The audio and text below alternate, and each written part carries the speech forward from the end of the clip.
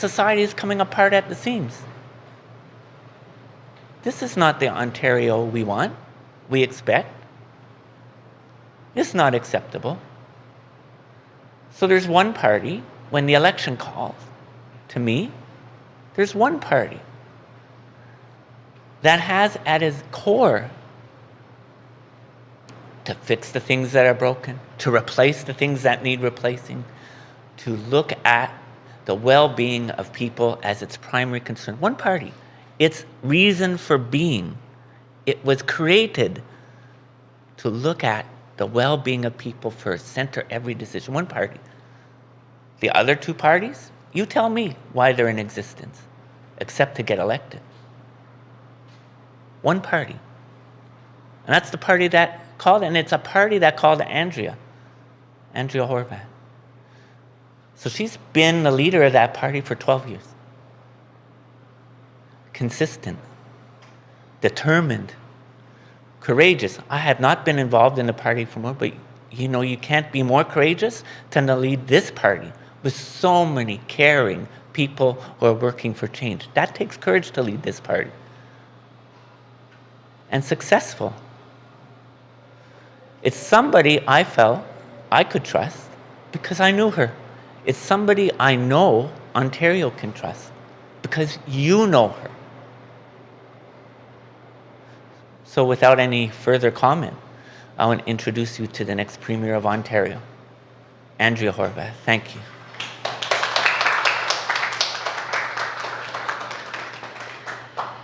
Thanks so much, Irwin Elman, our candidate for Don Valley West, and Mara-Elena Nagy for your land acknowledgement. The riding that we are in, literally across the street from Irwin's riding, is Mara-Elena's riding, Don Valley East. I want to start by saying almost every time you introduce me, I want to cry, which is not necessarily a bad thing, because what you're saying, I think, Irwin, is what we're all believing. Tomorrow's the big day, right? Tomorrow, the election is officially on. And for me, this election is, and I think for so many people, it's about hope. Hope that we can actually fix the things that matter most to people. And that's exactly what you were talking about, Irwin. And I know where people are right now. People are telling me that they're really concerned, as they were telling you. The costs of everything are going through the roof. Our healthcare system is in crisis. The cost of housing is completely unaffordable. And we know that Doug Ford's Conservatives will only make things worse. We know that Doug Ford and his Conservatives cut. So while my priorities are your priorities, Doug Ford's priorities are usually with his buddies. We can do better than that in our province. But job number one is to defeat Doug Ford. Defeat Doug Ford and then start to fix the things that are broken, that have been broken for a long time. And so that's why our plan does exactly that. It focuses on the things that matter most to people. We will be bringing a universal mental health care system to Ontario so people can get the mental health services and therapies that they need without having to wait and without having to pay. We're going to make sure that our healthcare system gets the resources it needs to provide the care that people deserve. So we're going to be hiring thousands and thousands of more healthcare workers and making sure that they stay in a system that respects them and gives them the dignity and quality of work that they deserve, because that also impacts the quality of care they can provide. We are going to make sure that people can afford to live in this province, that they can afford to keep the roof over their head that they have now, and that we provide the kind of housing in this province that people need to be able to build a good life. These are the things that people have been telling me that they are concerned about. These are the things that people are telling me are their priorities. And I want to reinforce for folks, those priorities, your priorities, are actually my priorities as well. And I know that together we can fix the things that matter most to people. And that's why, in my opinion, in my discussions with people, in my conversations I've been having around the province, it's become very clear that the election is about hope. The election is about hope that we can fix the things that matter to all of us, and we can do that together. So on that note, I'm happy to be here, looking forward to the big kickoff tomorrow, and I'll take any questions that folks might have.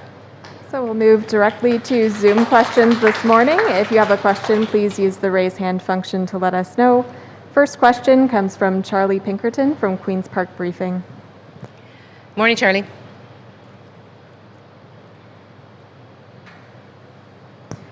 You might need to unmute, Charlie.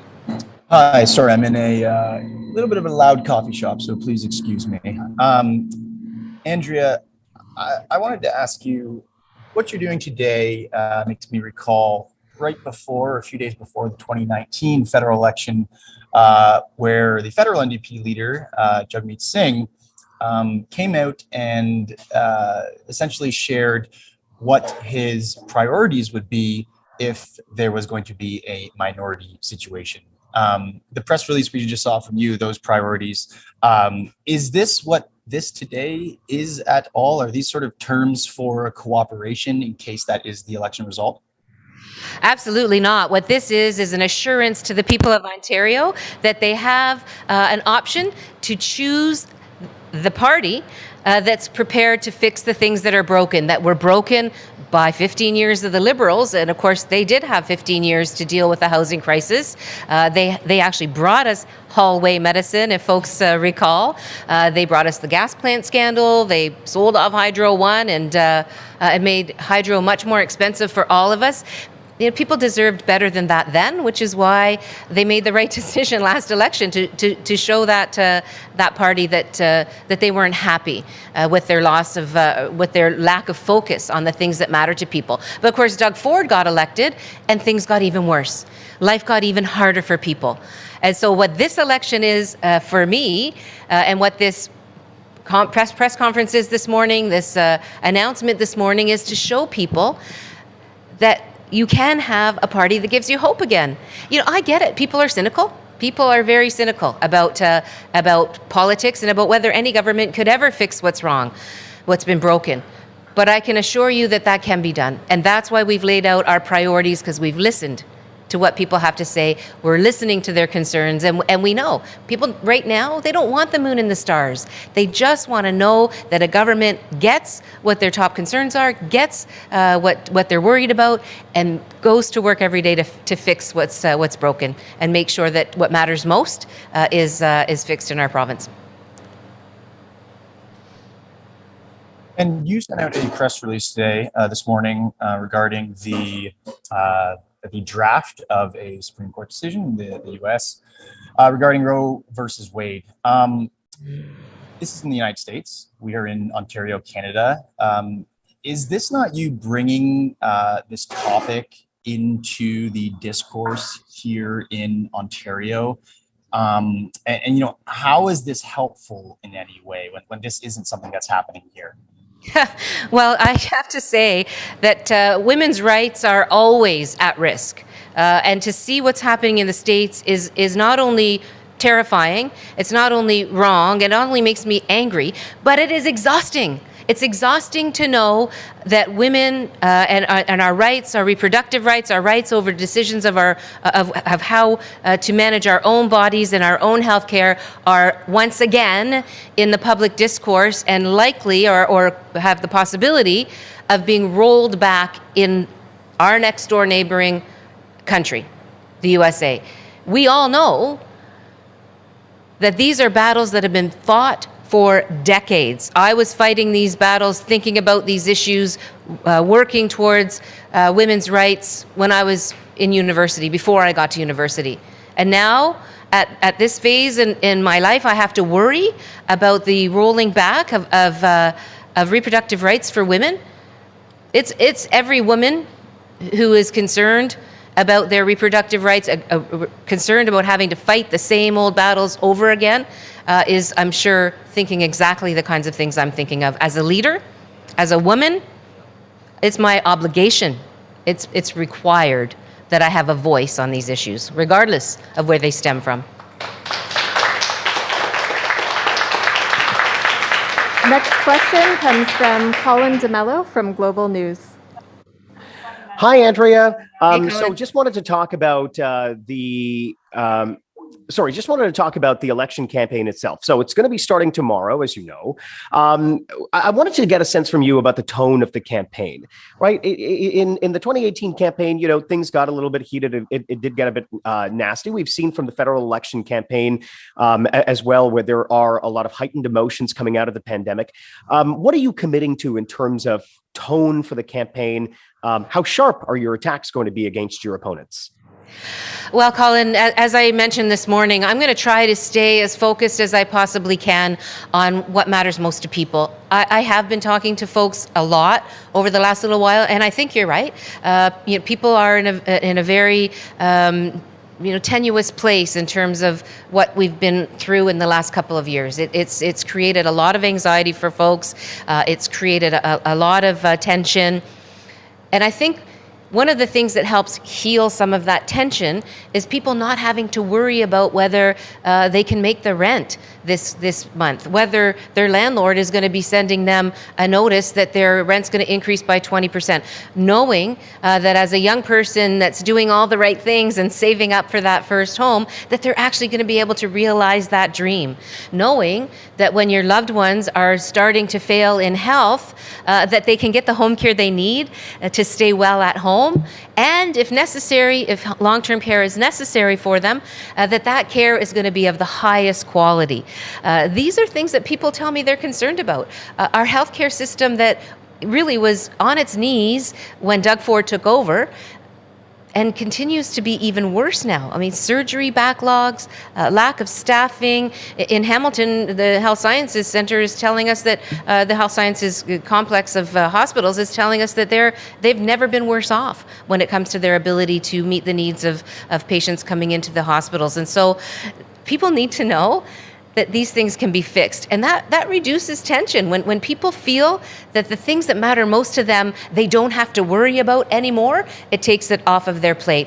All of these things also make sure that that tension around affordability is lifted. And so that's where my focus is going to try to stay.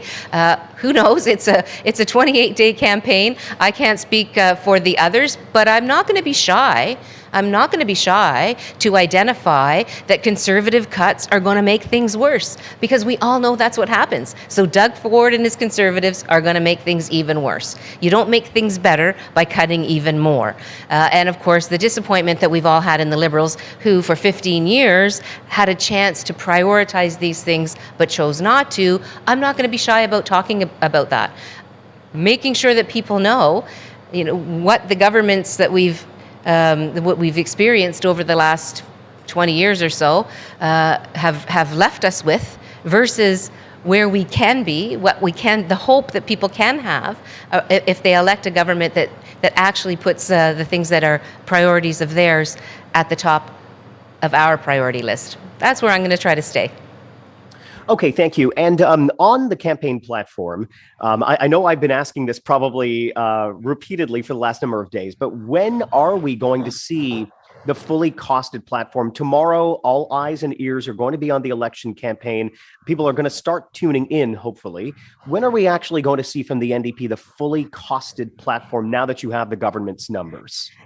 Well, I would agree. There's a lot at stake in this election, and I think you're right. People are going to start tuning in, and that's a great thing. And in fact, I just asked my staff that question on our way here because I suspected that it might come up, and we're busily working on those numbers as we speak. We've got our staff, our team of staff that put the platform together overall, and they're crunching those numbers. And so as soon as we have those numbers, you'll have them. I did make that promise, and I'm going to keep it, that well before people end up going to the polls, we'll have done our homework and make sure that those numbers are available to everyone. Next question comes from Richard Southern from City News. Morning, Richard. Hi, Andrea. Good morning. I'm not sure if you touched on this before, so forgive me. But if you form government, will you restore Toronto City Council to its original size? You know, I've always felt that municipalities should have the ability to make decisions for themselves, and so I was shocked and I was disgusted when Doug Ford decided he was going to, put out a vendetta against Toronto City Council just because he had the power to be able to do so. I always said that that was an abuse of power, that he acted in a ham-fisted way that was completely undemocratic. And you may remember literally thousands of people at midnight on the front doors of Queen's Park trying to get the government to turn around, trying to get Doug Ford to put his vendetta aside and start behaving like a dignified premier. That didn't happen, of course. And so I would be working with not only the City of Toronto, which, of course, as we know, was unhappy with the decision that Doug Ford made, but let's not forget, there were other municipalities that were also big-footed by Doug Ford's undemocratic decisions. There were municipalities that were going into an election with a different way of voting. Those things were supposed to be happening this election in the fall, in this municipal series of elections, but those things got big-footed by Doug Ford too. I believe that democracy is something that we are all a part of and that we're all responsible for. And so any change that happens needs to be a change that engages people and engages, NGOs and engages, a real productive and fulsome public discourse before a change is made. Okay, I have a follow-up on another matter, but you're not saying specifically that you're going to restore it, right? Well, because, Richard, I'm not saying I would restore it because I don't believe that I'm the only person that has a say in how the local democracy works in Toronto or anywhere for that matter. So absolutely, I would be engaging in a conversation with Toronto to see what Toronto wants. Because it's not up to me to tell Toronto what they want, to tell Toronto what would be best for their local governance model. That's something that the people of Toronto should be respected enough to be engaged in. And we saw what happened last time when Doug Ford didn't have that respect for people. So hopefully that's clarifying. Thank you, Andrea. Your campaign had previously said that you're going to be campaigning in ridings that your party currently doesn't hold. Your polls have the party at 21%. Is that still the approach going forward? Or are you going to campaign instead in ridings you have to try and hold on to them, Andrea? I'm not worried at all about my fantastic MPPs and the great work that they've done in their ridings for the last 4 years. They've been fantastic. The thing that I think is most important in those polls, because we know they'll move around a bit, but every single poll that's done shows clearly that people do not want Doug Ford. The majority of people polled do not want Doug Ford to be the next premier of this province. They do not want Doug Ford to have another kick at cutting our services, privatizing our services, and making life harder for everyday folks. So that's job number one, defeating Doug Ford. And that's what I'm focused on for the next 29 days or 30 days as we get through the campaign. Next question comes from John McGrath from TVO.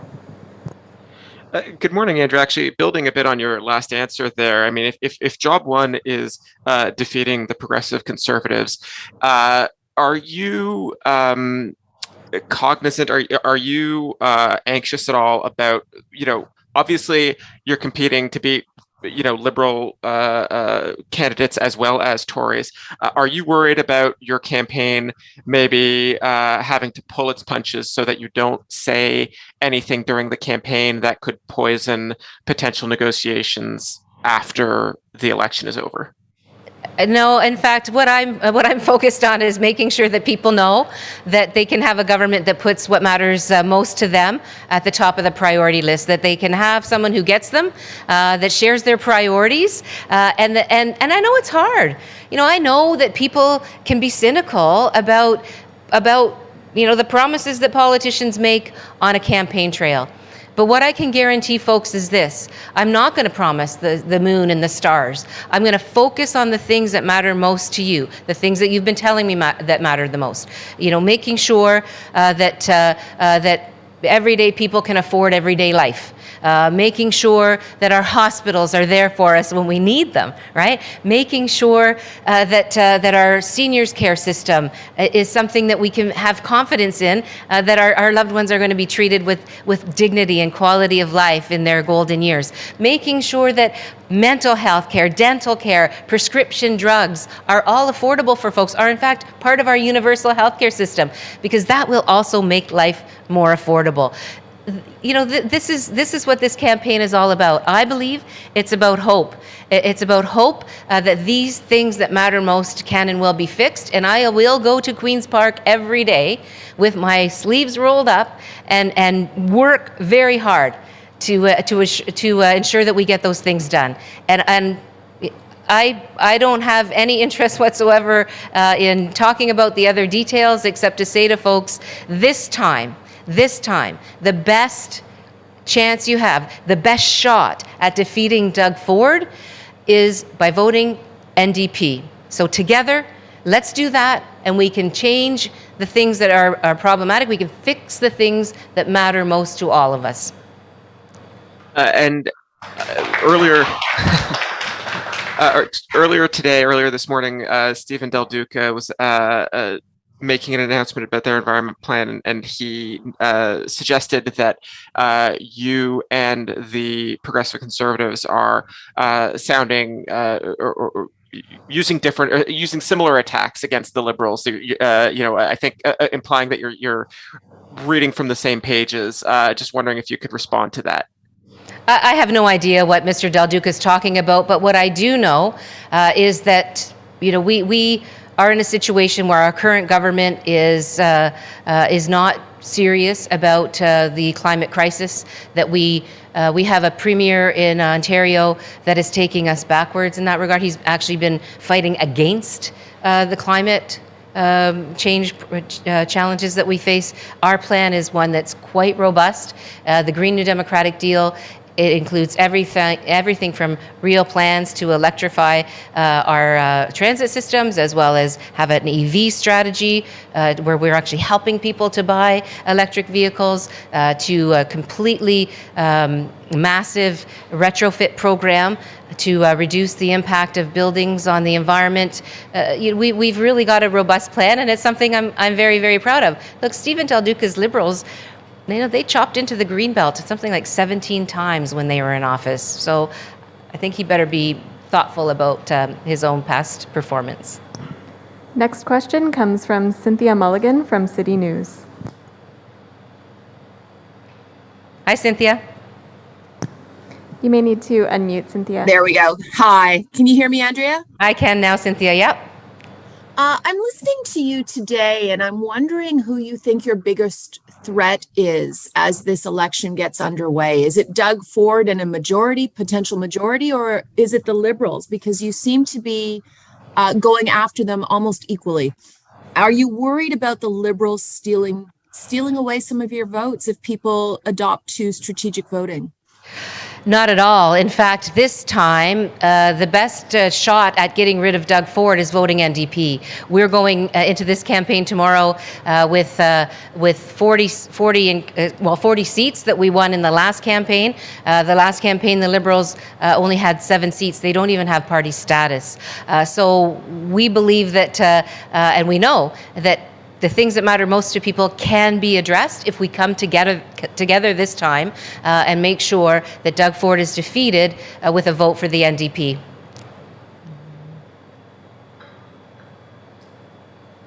Do you have a follow-up, Cynthia? We're having a bit of trouble hearing you. You might need to unmute. Sorry. Now have you got me? Yep. One of those mornings. Thank you. So then, Andrea, what is your strategy? Because also this is your 4th election campaign, and I'm sure you have to look at your own party and prove yourself, as all leaders do every time there's an election. But are you also battling your own party from within to prove yourself? Oh, absolutely not. Our party is stronger than it has literally ever been in the history of our existence in the province of Ontario. We have a great team of candidates. As you know, we've had 40 MPPs this last legislative session. We've got official opposition status. We have a well-resourced campaign, a well-organized campaign. We've got lots of volunteers. We've got lots of excitement. We've got lots of energy. But most important, we've got the commitment to the people of Ontario, that the things that these other parties really had a hand in breaking, right? I mean, whether it's the healthcare system, the long-term care system, the privatization of those, by the way, we will get the profits out of home care and long-term care and the care back in. These two other parties have been the ones that have broken the things that we now all realize that COVID has shown us need to be fixed. And so we're going into this campaign with all of that energy, all of that force, all of that commitment, because people need to know that there's a party, a potential premier, who has the same priorities as they have, and who is prepared to go to work every day to fix the things that have been broken by the other two parties in the last 20 years or so. There are no further questions, so I'll throw it back to you, Andrea, for any closing remarks. Thanks again. And I just want to say tomorrow's the big day for sure. But this election, in my opinion, is about hope. This election is about hope and how we can be sure that a party will be elected that fixes the things that matter most to the people of this province. So thanks, everyone.